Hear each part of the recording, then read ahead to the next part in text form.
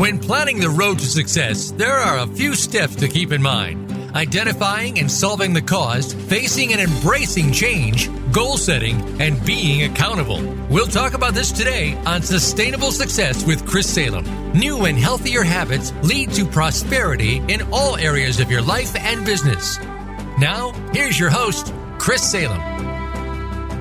Welcome to Sustainable Success. My name is Chris Salem, your host, and if you're just joining us for the first time, you found us here at the Voice America Business Channel here on Lisbon. Also, we encourage you to follow us also on Spotify and our Apple link as well. And then we also can be listened to in the audio form on YouTube. Yes, we're also on YouTube now. So feel free to subscribe to any of those different channels that will allow you to get access to Sustainable Success and all the great episodes that we have each and every week. And we also encourage you to follow us on Facebook at Sustainable Success 2017. Again, we've had many great guests over the last 8 years here on the show, sharing the words of wisdom and insights and personal experience to help elevate you and your business to the next level. And if there's any content that you'd like to see shared on a upcoming show, feel free to reach out to us here at Sustainable Success at chris@sustainablesuccess.net. Today's show is being brought to you today by Alumni Direct. Alumni Direct is a new social media community platform dedicated to bringing alumni together from all different generational types and an opportunity to meet new people for the first time. Now, it is a membership program, taking out all the noise out of social media. You get to come in and generate genuine and authentic relationships with the people you choose to interact with. And again, you could, if you want more information, you can check them out at alumnidirect.com. That's alumnidirect.com. Well, we have a great show as always this week. We're going to be talking around the leadership topic, which as you all know, I'm a big leadership fanatic. I love all content around it, especially different perspectives and different techniques and angles to how we can lead more effectively. So today's show is called Stop Performing, Start Leading. And we are here with our subject matter expert, Dain Dunston, a renowned advisor to Fortune 100 CEOs and author of Being Essential, 7 Questions for Living and Leading with Radical Self-Awareness. Dain shares powerful insights on how to move from performance-driven leadership to authentic presence and how radical self-awareness is the key lasting influence and trust. So again, whether if you're an emerging leader or a seasoned executive, stay tuned for this episode. We encourage you to not only listen to it once, but listen to it twice, as you're going to get some valuable information here. And without further ado, we welcome Dain Dunston to the show. Dain, how you doing today? Good, Chris. How are you? Doing great, Dain. We're so happy to have you here. And, Dain, we always like to start off the show, around the topic, kind of from a personal perspective, like, Sure. And also from your book, I'm sure you had a lot of stuff in there. Talk a little bit about your, what led you up to where we should stop performing and start leading. And we'd love to hear the backstory for that. Well, that's a great question. And like a lot of things that happen, it was, I don't want to call it an accident. I want to call it a moment of grace. Something happened. I was in my mid-30s. I'd had a few different jobs. I was doing okay. I had done some work that I was very proud of. And it was really at the point where I knew I had to start being a writer. I mean, I had been writing, but I wasn't getting paid for it. And so when I hit about 36 or so, I really started going for it. And I started getting stories published. I started getting magazine articles published. I started getting all sorts of songs and lyrics, anything that anybody wanted written, I wanted to do. So I had this idea. It wasn't making almost any money out of it. But one day I read an article in a car magazine, and it was an editorial, and they were talking about what had happened with the quality of American cars in the 80s. And a lot of cars had gone down, and they mentioned a conversation with somebody at General Motors. So I had just been doing some thinking and some writing about that, and I thought I had an angle. So I wrote a really good article, and I thought, this is so good. The magazines, they're not going to be able to not publish this. I'm finally going to break through. So I sent it off. And then I never heard anything. I didn't even get a rejection letter from, it was like it just got ignored. But then about 2 months later, the phone rings and I pick it up and a voice says, "Hey, my name is Don Runkle. I'm the chief engineer at General Motors. I want to talk to you about this article." And it turned out that the editor of the car magazine had sent him the article. He'd made it required reading in the C-suite at GM. And so we talked about it and said, "Well, I need this turned into a speech. Can you do that?" And I said, "Absolutely." And literally, it was a Thursday afternoon. The following Tuesday, I was on a plane to Detroit. I vaulted into the C-suite and stuck the landing, and there followed just a whole years and years and years of writing speeches for executives. And so, if you think about that, there's kind of you go through a way of learning and changing what you do. So first it's like, okay, what do you want to say? And I'll find a nice way to say it. And then after a while, I'm starting asking questions about what he's saying and what they want to do. And I'm coming up with, what if you said it this way? Or why aren't you guys doing this? Because other companies I'm working with are doing this. And they go, oh, and pretty soon things that I was kind of whispering to the CEO just in talking about the speech would make it into policy, would make it into things happening. Then we would get on stage, they're going to have a big company meeting or they're at a conference somewhere. And I'm standing next to the CEO on the stage.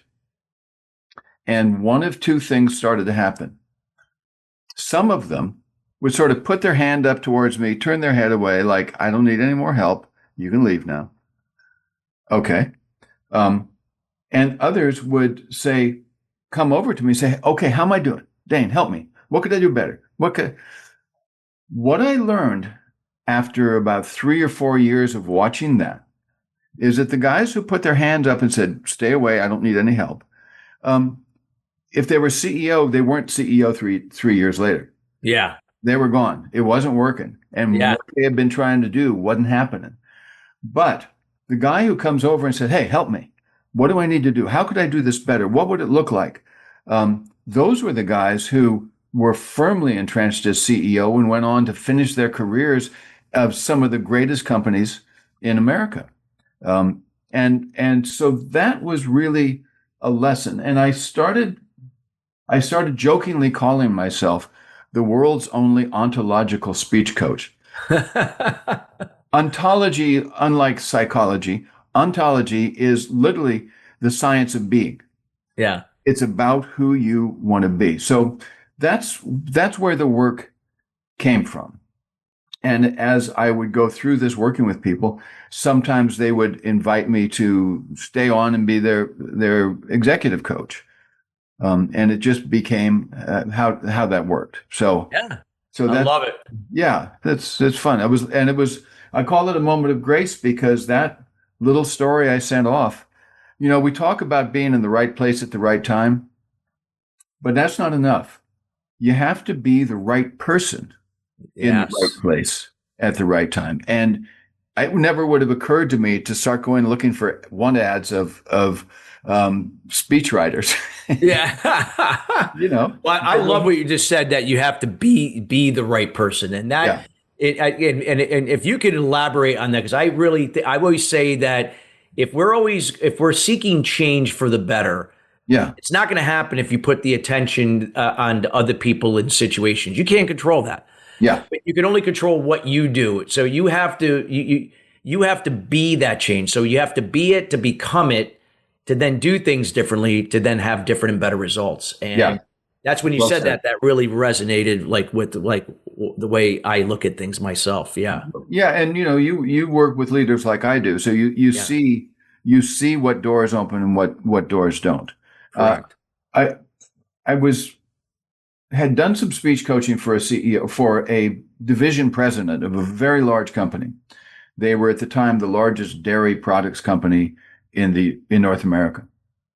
And something happened where the board decided to sell off their sort of brand name products and all of that, and just reduce the company down to the basic dairy products that they provided, the milk, the yogurt, the stuff, and whether that was in under their label or the store's label, that's fine. Yeah.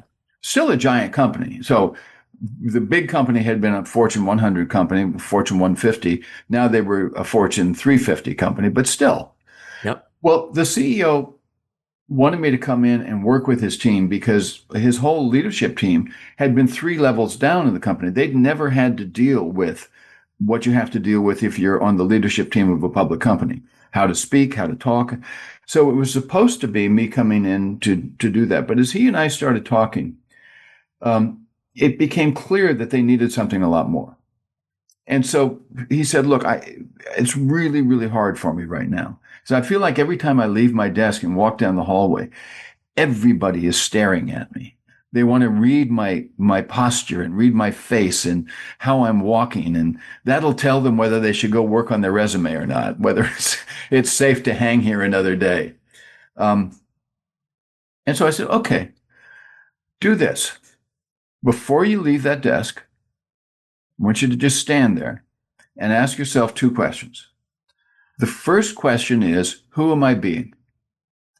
And the language is very specific. It's not like, I'm being the CEO. No. It's not. It's who are you being as a person inside yourself right now? Not who did you promise your mom you'd be, or say in Sunday school you would be, or whatever you think you ought to be. Just right now, who are you being? Yeah. It doesn't matter. There's no judgment.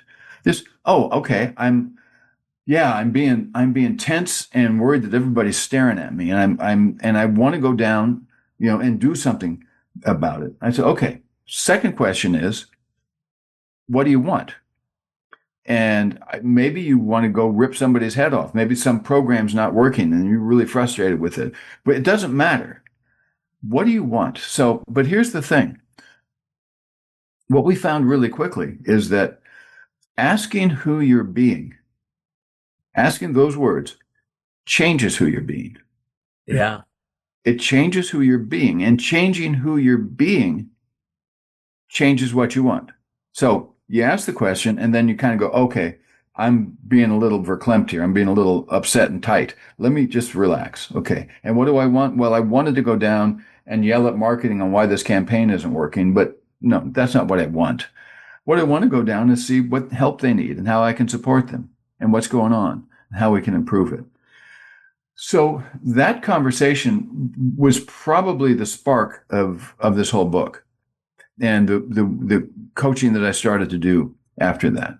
And it really came from helping people try to find their essential self. Yeah. But I also had done some study and research on this, and there was something that was hanging in there for me, because it's not enough to be 45 and now you're the CEO and you're going to talk about, let me form my essential self. Let me write down the notes of what my essential self should be. No. The essential self is deeper. And there's some work done by a number of different people. Martin Ray at Stanford, who teaches a big course up there that a lot of the tech people take on creativity. He has a book where he talks about the highest goal, that somewhere in our childhood, we had a moment when we experienced ourselves as literally one with the world around us. Usually that would have people report when they can remember those. They're outside somewhere, they're in a forest, usually by themselves, and something just remarkable happens that they remember even into adulthood. And so I thought, okay, that's really interesting. And as we started to do some work with clients, as I went to work on myself, I suddenly started to notice something about those moments. And one of the things I noticed was, at least for mine, they were still resonating with the best parts of me now. Something I saw, I'll give you an example. I was 18 months old. I know that because I have a photograph with my mother wrote the age on the back, taken in the same spot. And I'm standing outside a little apartment house that we lived in. I'm holding a piece of paper and a very sharp pencil. And there's an older girl there, and I say, I can write. And she says, no, you can't. You're not even 2. You can't write. barely talk. I say, yes, I can. And I put the pencil into the paper, right through the paper and into the palm of my hand. But but the reason I remember it was not the shock of stabbing myself. It was the shock of I knew how to write. Yeah, I mean, at some level you did. Yeah, exactly. Fundamentally within myself, I knew how to do it. So looking at that, so I think, as we look at who we are, I want to go back to where we began. I mean, who did you want to be when you were a little kid? Oh my God! I think when I was a little kid, I was a I was a baseball player, and I think at the time I wanted to become like Craig Nettles. I was a Yankee fan because I grew up in the New York area here in Connecticut, and I played third base throughout my little league, senior league, and then of course high school. Yeah. Even went to college. That's the position. Even softball. Even after I stopped, it was always third base. Yeah. I got it. I have often said that my dream job would be the first baseman on the Dodgers. Not that I would be the right person in the right place for that, believe me. But so a lot of these things that we come up with and think about, I had one where I probably was 6 or 7, and I went to get the mail from the mailbox, and there was a postcard with a picture of a motorcycle policeman sitting on a motorcycle, and it was the LAPD asking for people who wanted to train and become motorcycle policemen. And I took that, I went running into the kitchen, Mom, I want to do this. Not quite realizing that you had to have a license to ride a motorcycle, and they probably didn't have uniforms that small. But later thinking about this and having this conversation with people, somebody asked me, well, what do motorcycle policemen do? Well, they try to protect people and keep people safe. And I realized that was and the idea of riding a motorcycle was also important to me. But the idea of being that person who kept people safe is pretty interesting way. So what I do with clients is work into seeing if they can remember one of those moments. And we've got some things to do if they can't remember, because not everybody can. Mm-hmm. But find one of those moments and then start developing that and see what you can bring into who you're being today that comes from that. And then later on, I'm going to go back to that because there's something that's new to me, and I want to share it with you. See what you think. Yeah, absolutely. And just so that we have about a minute and a half to the break, but let's do that, and then we can continue in the second segment, Dain. We'd love to hear that. Okay. Well, there's some research out there that says children up to about age 4 or 5 are geniuses. They literally have genius IQ. And then as we grow, we get to be 10, 12. That's down to 30%. By the time we're going into college, we're down to 10%. And pretty soon as adults, it's 2%. Well, where did that genius go? And what we're working on right now is the idea that it didn't go anywhere. It's still in there. What do we need to do to unwrap it? Yeah. Or get it back out again. Yeah. Yeah. Free it up. We lock it in with all the stories we tell ourselves. And so that's where we can, after the break, we'll talk about the essential self versus the synthetic self. And essential versus synthetic. I love that. Yes, let's definitely do that. Very, very important. So listeners, I'm hoping you're taking notes. This is great information, getting the backstory from Dain, a little bit about even, recognizing in his childhood, these things that he knew he could write. And, a lot of times we take these things for granted. Now I can look back and I can see some of the things that I did. Like, wow, those were things that were giving me cues, didn't even know it at the time. And even what I did, my mother always said, he always had a mouth and he always is talking, so no coincidence why I'm a speaker. So I can relate 100%. But we got more to come, everybody, when we come right back after the break. We got more to come with Stop Performing, Start Leading here with Dain Dunston, and we'll be right back after the break.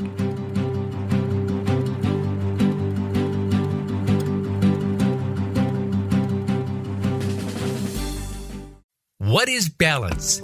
It's being true to your purpose and not being distracted by shiny objects, surrounding yourself with family and loved ones, nurturing your spirituality, maintaining healthy balance of emotional and physical wellness, and being present in the moment.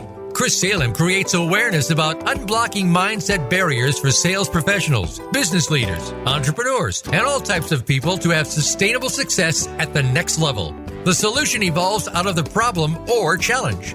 The issue is that many people and businesses manage the effect but do not address the root cause. You now have an opportunity to live your life and operate your business in the solution rather than the effect of your challenges. Schedule a time to chat about your goals and the person you desire to be by going to ChristopherSalem.com. We have group consulting calls, one-on-one, and other programs to assist you. It will be the best thing you do for yourself to see how sustainable success is possible for you in your life and business. Join us at the next level. Visit ChristopherSalem.com. When it comes to business, you'll find the experts here. Voice America Business Network.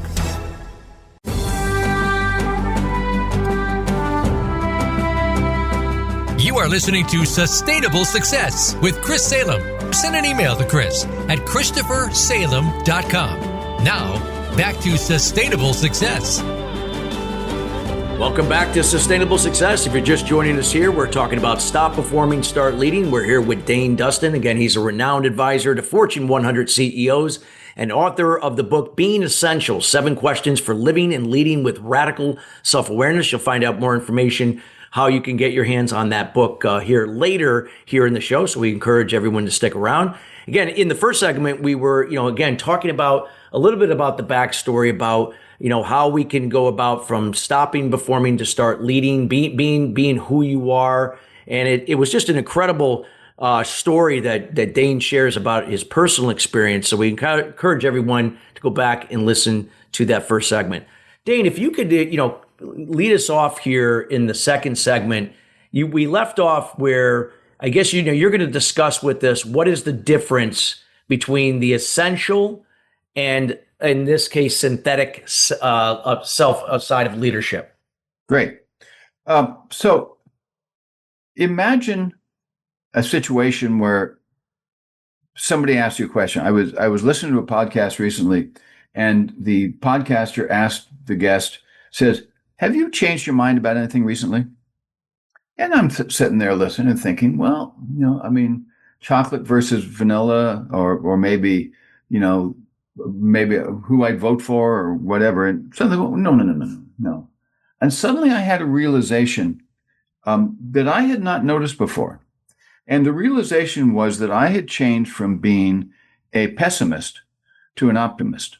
And I will say that probably happened maybe 15 years ago, as I was really doing a lot of this kind of work.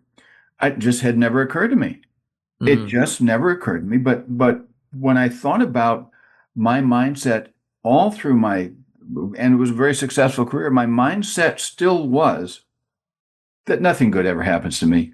I'll be successful for a little while, but it won't last. It won't be, and if it does, well, that's great, but let's not take it seriously because nothing good ever happens to me. Well, where did that come from? Yeah. And as I went through it and thinking about it, I'd already been doing the exercises on the essential self, the essential child. And I said, well, that kid was not a pessimist. That kid saw everything as full of life and full of opportunity and just great. And I thought about it and I realized, well, look at the way we grow up, right? We're geniuses.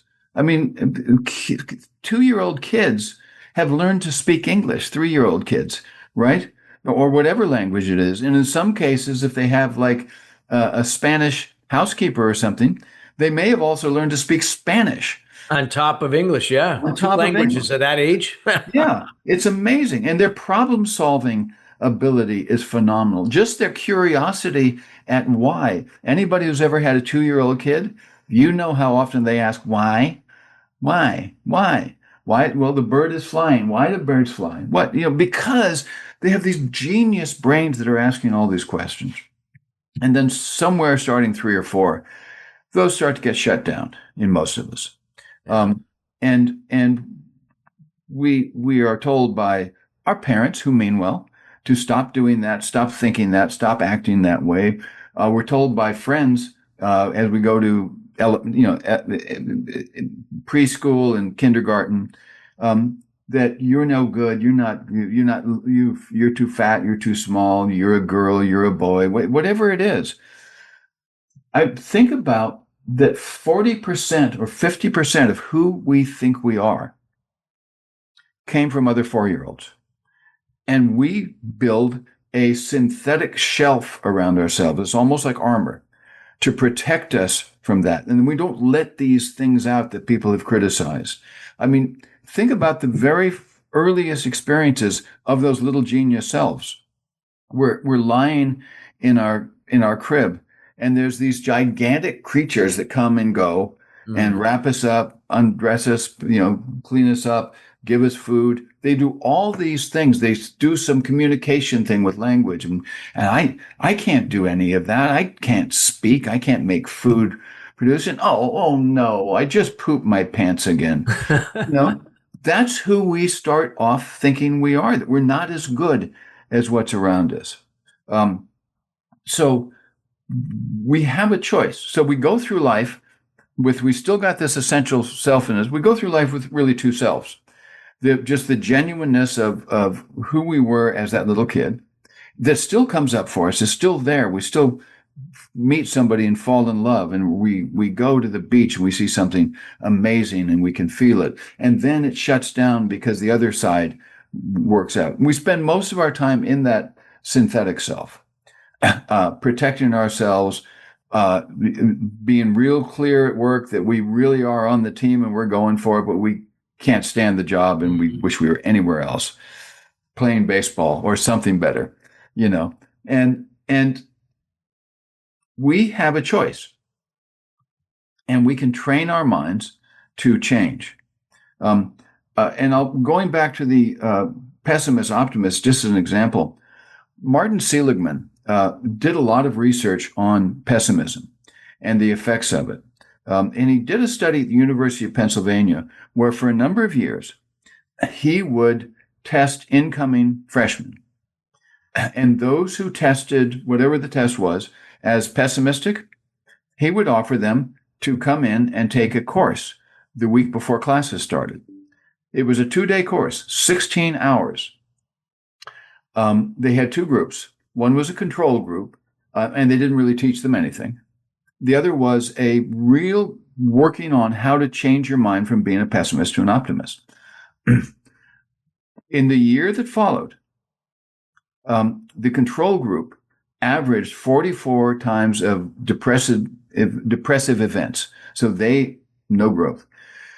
The group that actually took the course was by half. They had 22 incidents during that year. And as life went on and they learned these skills to change their mind, they got better and better and better at doing that. So that's where my work comes from. How do we change our minds and get so we can really be that really effective self and do that? Yeah. So why don't I just do this? This is kind of fun. Let me walk through the 7 questions real quick. Yeah, please do. So the first 2 questions are earlier I mentioned who are we being, or who am I being, and what do I want? But I realized that there's something that comes before that, which is just where am I? And why am I here? It's that self-locating. I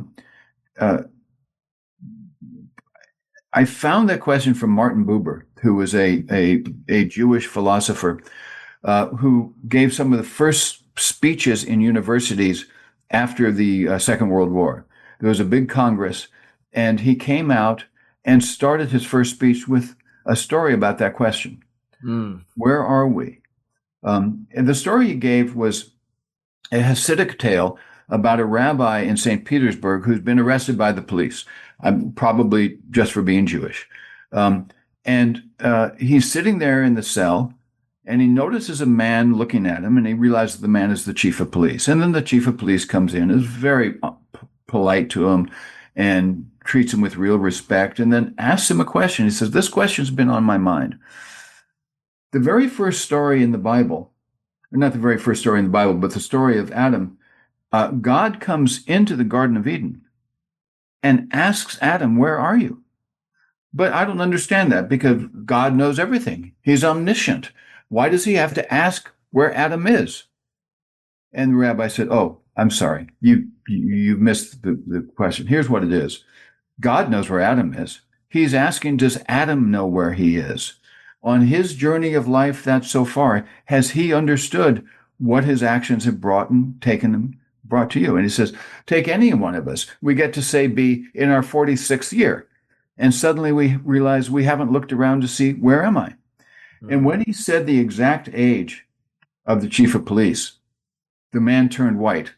He hugged the rabbi and thanked him. But inside he was shaking because he had sort of been found out. So who am I being and what do I want is a great question to start. If you journal in the morning, start there. Just wait. Okay, who am I being this week? If you're driving home from work, or maybe even better, when you're driving to work, ask not who am I being, but where am I? And why am I here? I'm 53 years old. I'm not in the job I wish I had. And what am I doing about that? Why am I stuck in this job? What if I start doing something? Or, whatever it is. Or maybe I'm in a great place and this is really great and I can celebrate. Let me appreciate where I am and feel that. So that's the first two questions. And they go together. The second two we talked about before, which is, who am I being and what do I want? And again, language is very specific. Asking who I'm being changes who I'm being. So I will tell you, anytime I'm going into any kind of a meeting, getting ready for a podcast, going even just driving down the hill in my car, I start there. Well, okay, checkpoint. Who am I being? All right, no, I'm worrying about something. Let's get that out of there. What do I want? I want to just be clear-headed and clear-hearted. Let me just get there. I don't want to be carrying any baggage with me as I drive down this hill. The next two questions are really to validate your thinking so far. So the next question is an interesting one. It may become a new book.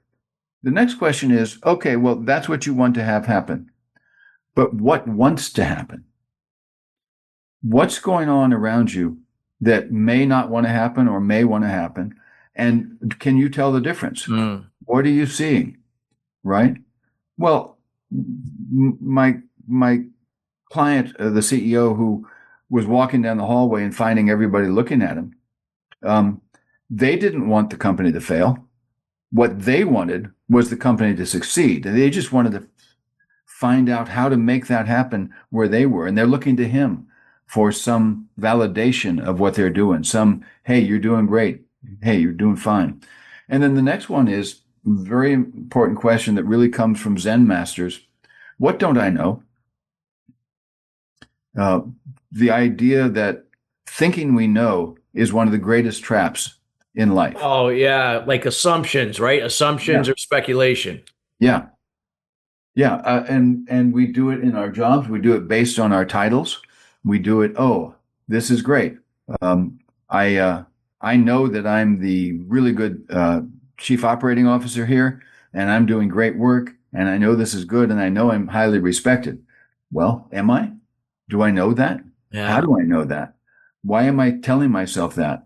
Where does it come from? So there's a great book by a Zen master called Beginning Thinking. And it's really about having the beginner's mind. Yeah. In anything we do, if we've got a beginner's mind, the assumptions, and going back to baseball, a center fielder who knows where that guy's going to hit the ball is a center fielder who might start going the wrong way. Yeah, it could go in the wrong way, and then that's hard to make up ground if he did. Yeah, and it's the parts of our body or the parts of our brain, they can track the track of a ball coming at you off a bat 300 feet away. Holy cow! That one of the things that neuroscientists will tell you is that brain is about a millisecond behind where the ball is. It takes the little bit of second to get there.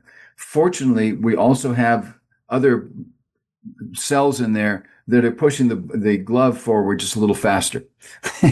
so it all works out. But thinking we know what we know is a real danger. Then finally, let me go back to thinking we know what we know. You've probably heard the work of a lot of these neuroscientists and psychologists who come up with things like proximity bias and these different kinds of things that warp our thinking because we think we know because the brain is trained to do things. One of those guys was British, and he was driving in his car after dinner with his wife. They had had dinner with a couple they hadn't been out to dinner with before. And his wife says, yeah, that was really interesting. He's very sexy. And so now the scientist is going, what? What did she just, she says why is she saying that he's very sexy? What? And before he's about to ask her, and then she continues, says, yeah, and he doesn't undress the maid himself. And now he's going, he doesn't undress the maid himself. What I know, hold, and he said, what do you say? She says, I said, he doesn't underestimate himself. But that proximity bias is the kind of way we think we know what we're doing. And then we get screwed up. So that's a fun way to look at that. And then the final question we'll wrap with here, at least this session, is how does this feel? And that may be the most important question of all. Yeah. Because if it feels great, then wonderful. If your body's relaxed, and I'm not talking about emotionally, but what's the skin on the back of your neck doing? Is your chest tightening up? Do you suddenly have a pain in your shoulder? How does this feel? And if it doesn't feel right, then go back to the beginning. If it doesn't feel right, where are you? So getting that sense of feeling, we can talk more about that too, but it really is kinesthetic. We grew up with ancestors who could walk through the plains of the Serengeti and tell from the moving grass over to their right whether it was being moved by the wind or moved by a lion. And we're here because she got that right. Yes. No, this is great, Dain. And as we get towards the end, can you sum up again the differences again from essential to versus synthetic? Excuse me, I was going to say systematic, but synthetic. Yeah. To kind of, and then to kind of just tie it all together. Yeah. So the synthetic self is a construction. It's as if we've built a jacket out of bricks to cover ourselves in, where no one can touch us and see how bad we are. And then we use that, we carry it through our life and try to make everybody believe this is the real me and it's really good. And it's not me. And it has that self we have no knowledge of, that there's an essential self there. And that's where most of us live most of our life. Yeah. The essential self is watching that sort of over its shoulder. It knows I'm wearing this hood. It knows I'm strapped myself in this Naugahyde suit, which is why it's synthetic. It knows I'm doing all this, but it doesn't care because it's in the moment. It's fine with everything. It just thinks I'm kind of amusing, making all these mistakes I'm making. So that's fun. Well, let's watch Dain be an idiot. We've all been there. Yeah. That's where we spend our time. So that's going back to changing minds. If we can change those two minds, if we know that we can even have the option to do it, that puts us way ahead of the game. Okay, great. I know you get some valuable information, and I know you got more to come. We highly encourage everybody, if you're taking notes, if you have any questions, that, write them down. These are things you could be asking Dain when you reach out to him. Again, when we get you his contact information here at the end of the show. Or you can go to the show notes on Lisbon to get that information. Everything will be there where you can reach out to ask further questions with Dain. Well, we got more to come, everybody. We got another segment to go. We're going to be we're talking about stop performing, start leading, and we'll be right back after the break.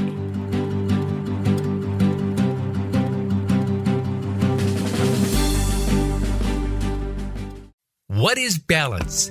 It's being true to your purpose and not being distracted by shiny objects, surrounding yourself with family and loved ones, nurturing your spirituality, maintaining healthy balance of emotional and physical wellness, and being present in the moment. Chris Salem creates awareness about unblocking mindset barriers for sales professionals, business leaders, entrepreneurs, and all types of people to have sustainable success at the next level. The solution evolves out of the problem or challenge. The issue is that many people and businesses manage the effect but do not address the root cause. You now have an opportunity to live your life and operate your business in the solution rather than the effect of your challenges. Schedule a time to chat about your goals and the person you desire to be by going to ChristopherSalem.com. We have group consulting calls, one-on-one, and other programs to assist you. It will be the best thing you do for yourself to see how sustainable success is possible for you in your life and business. Join us at the next level. Visit ChristopherSalem.com. Voice America is on LinkedIn. Connect with us today.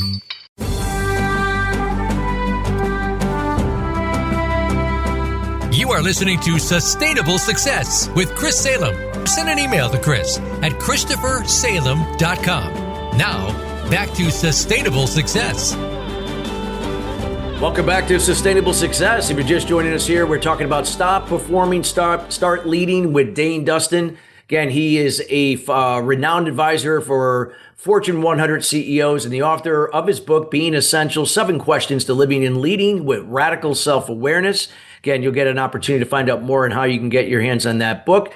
Again, our show is being brought to you today by Alumni Direct. Alumni Direct being a new social media community platform dedicated to bringing alumni together from all different generational types. Now features a new section for those professional athletes that are transitioning into everyday life. Maybe you retired from your sport and now you're jumping into either a new career, a new franchise, a new business, whatever that may be. You don't have to do it alone. You can now form groups with other professional athletes doing the same thing to help make your transition more seamless with more guidance and direction. It's called From Athletes to Entrepreneurs. It's a section also on the Alumni Direct website and the app. And then also you can, listen to the podcast that they have, From Athletes to Entrepreneurs. It's hosted by the CEO and founder of the company, Rob Finkelstein. Again, we highly encourage you to listen to that show, which airs each week at alumnidirect.com. So check them out to get more information to see if this will be a great fit for you. Dain, just some valuable information again that you were sharing. Take us back when you were talking about that story with childhood in the first segment, looking back at the essential self in your childhood, and talk about what you drew from that and how it's helped you where you are today and how you're inspiring other leaders in their respective titles to do the same. Yeah, that's taken on a lot of new importance for me after writing the book, because with doing some more work and research, it sort of started to pop up for me. So when I first did that, I had one particular thing from my childhood that came up. It was a late summer, early fall day. Probably school had just started.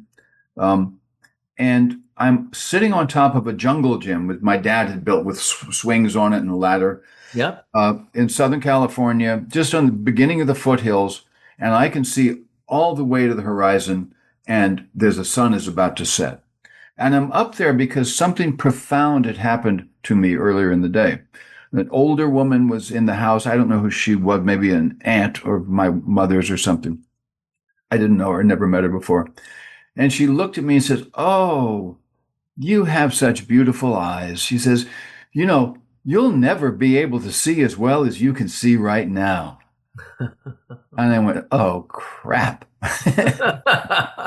And I thought, that's really bad news. If I'm not going to be able to see as well as I can see right now, then I want to watch this sunset. I want to bank it. I want to never lose this sunset because I never see another one as beautiful. Yeah. And so as I sat up there, somehow I went into a space. It wasn't a trance, but it was just like I described before, that sense of feeling completely at one with this world laid out behind me. And as it went down, it just felt there for me. And in later years, I would go back and think about that. I later discovered that I have like most of us do, a class picture or a picture from first grade, second grade, third grade. This was third grade, fourth, fifth, sixth. All the other pictures, I've got this kind of goofy grin on, and my hair is weird, and I'm looking, just like a 6 or 7 year old. But the 8-year-old picture, I am looking with 1,000-yard stare at the camera and this little smile on my face, like I am seeing right through the photographer all the way to the beginning of his life. Like I can see whatever.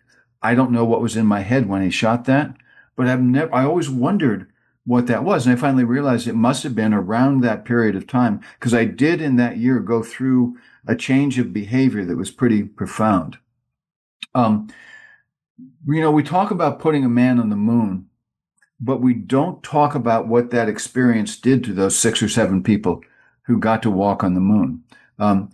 Ed Mitchell talked about it, and he said it gave him a sense of vast and spacious oneness, seeing the Earth rising above the horizon of the moon and realizing that what he was looking at, all the people down there, all the people with him on the moon and on the ship, all the materials that were on with them, all the materials of the construction of the ship, all came from molecules that had flown here from eons before to be used to create this moment that I am experiencing.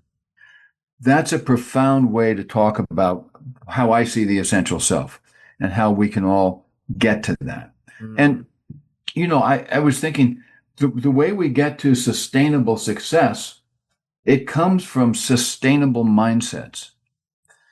Can you share some insight today? Because I'm a big believer too that sustainable mindsets, impact, like, again, how we be to become, to do things differently and have different and better results. We see it as a process. We don't see things happening to us as the victim or using excuses. We see it happening for us. Yeah. So I think 2 things that I don't want to say I wish I spent more time on them in the book, but I spent a lot more time on them since I finished the book. One is the question of, how does this feel? Right? Is that gets more and more profound to me. How did it feel for me to sit on that jungle gym and watch the sunset and own it? I know that it stayed with me. A few years ago, my wife gave me a little thing from Santa Fe. It was a little carved stone carving of a hawk. And I said, "Oh, that's nice. Why a hawk?" And she said, "Because that's your spirit animal." And I said, "What are you talking about? But as I thought about it, I sat up there like a hawk and watched this whole horizon down there from the 30,000 feet of my little 8-foot thing. And I saw a new way to be in the world, even though I was too young to know what to do with it. But it felt profound. So I think we don't ask ourselves that question nearly enough of, how am I feeling? We know when we're pissed off. We know when we're feeling sad. Yeah. We know when we're laughing. But there's another kind of feeling, which is not these emotions, but literally what I described earlier, that kinesthetic sense of the world around me. Somebody's looking at me. Something around here is something I should look at and start to live in that. It's very profound what that can do. So I've started, every time I live on about a hill, and the road is about a mile down to the hill, and it's very quiet and beautiful and a little bit curvy. So every time I get in the car and start driving down there, I don't turn on the radio or the podcast. I ask myself, all right, how does this feel? How do I feel? And make sure that anything that's got me hung up is bothering me. There was a time I remember about 18 months ago, I was driving down the hill. I asked the question and realized we had lost a kind of a big client. It was not a happy time in our consulting business. And then we were trying to do marketing stuff, and I was like trying to get on phone calls with people and do stuff, and it wasn't feeling right to me. And I was just feeling like I'm no good at this. And all of a sudden, oh, okay, well, I'm getting rid of that right now. And I dropped it. And there was a thought that went, well, gosh, if you get rid of that, then what about getting the new business? And what about making things right? And no, I'm getting rid of it. It's gone. And it was gone. And then new business started coming in. Because my fear was, however it was blocking what wanted to happen, my fear got in there. So that's a really important one. I think we don't go there often enough. And I think that's going to be highly valuable for the audience. That just what you just said. It's like one of the things I learned is why I struggled and dealt with it, caught up in my anger, because I was always caught up in the control I couldn't control. Yeah. And all expectations, for the most part, are tied to outcomes that are mostly out of my control, instead of just focusing, what can I do right now in the moment? It's like a puzzle. If I have a 100-piece puzzle, why am I worried about the 88 pieces I don't have? But I should be focused on the 12 I do have, because I got to. Yeah. So share that, because I think that's so valuable. Because you said, and how we look at things and how it can change the, what we manifest around us in some ways. Yeah. We get into these moments and then we think, I've got to try harder. I've got to find 3 more things to do. Oh, if I just go another 5 minutes on this question, I'll get it.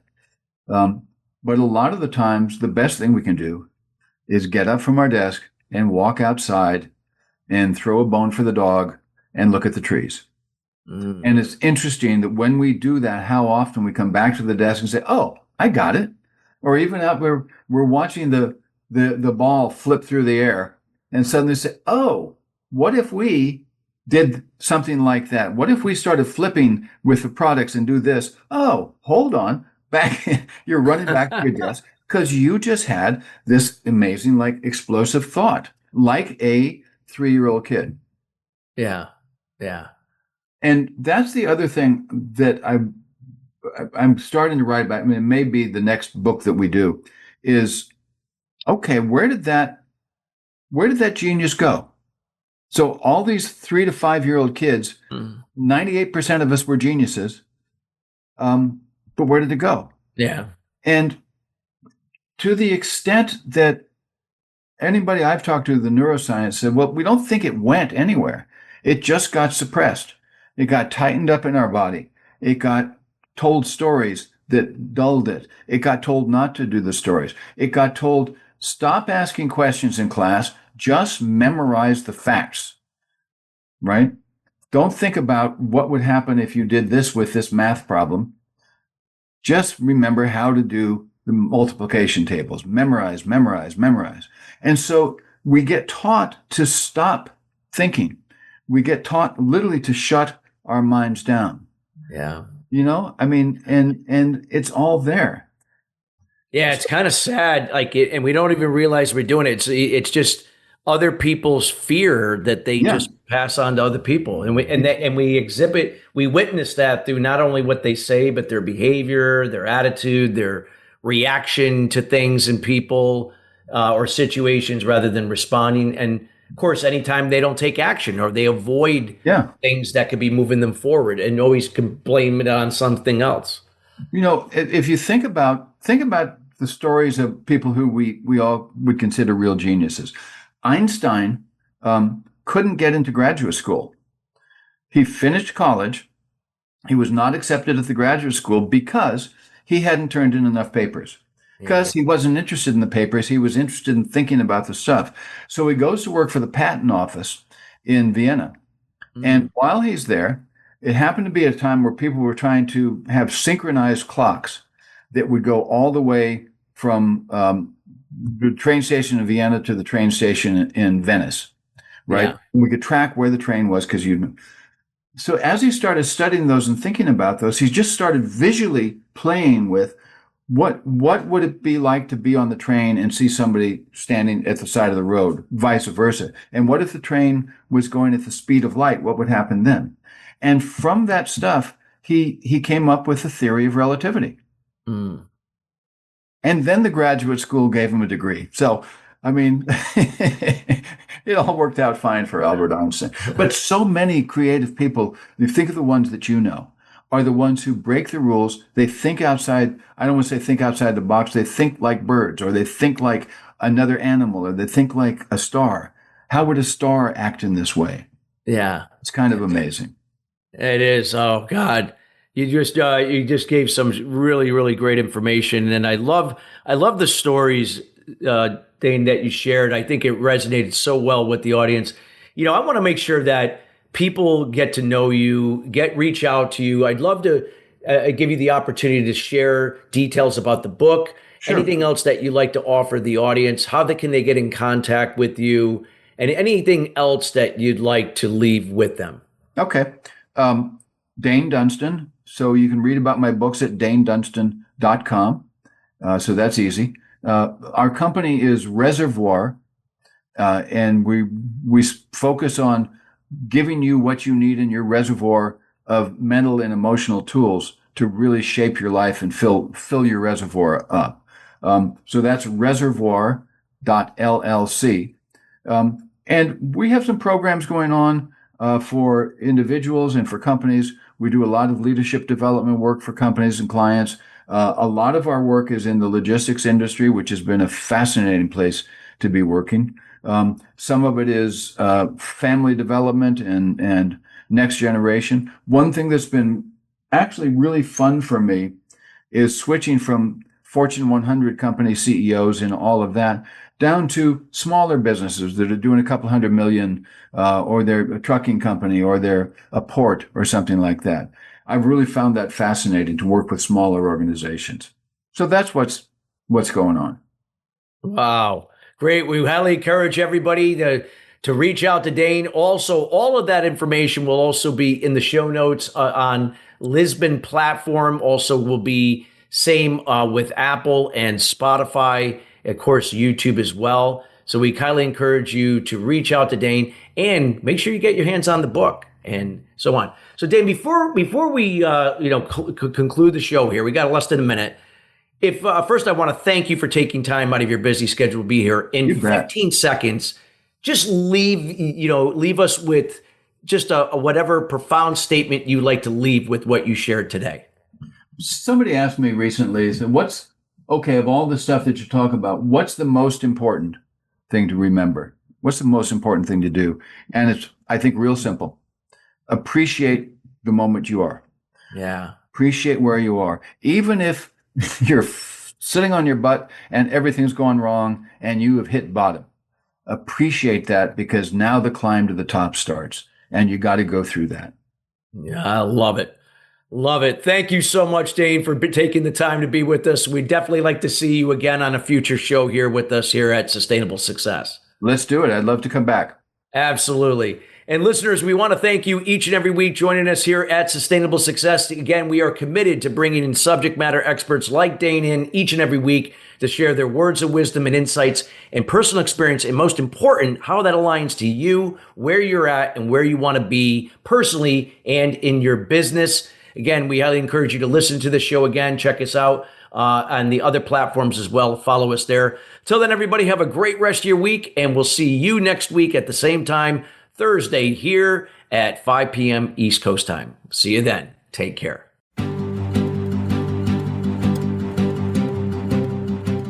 Thank you for tuning into Sustainable Success. Be sure to join Chris Salem and his guests every Wednesday at 12 noon Pacific time and 3 p.m. Eastern time on the Voice America Business Channel. Have an incredible week.